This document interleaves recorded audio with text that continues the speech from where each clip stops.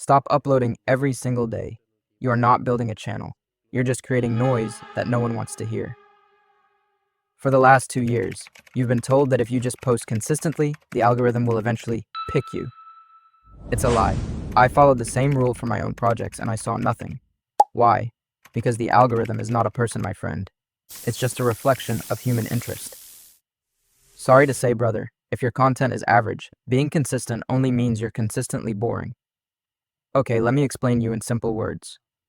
Look at this clothing shop. If they put 50 cheap, low-quality shirts in the window, what do you think? Would people buy it? People would not buy them just because they put them there in the window every other day.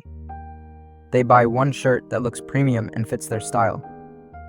YouTube is exactly the same. One great video is worth more than 100 good enough videos. You need to stop being a content machine and start being a craftsman. So what do you do instead of mindless consistency? You practice strategic scarcity. You spend that extra week agonizing over your hook. You spend 4 hours perfecting a single thumbnail. You iterate on your script until it hurts to read.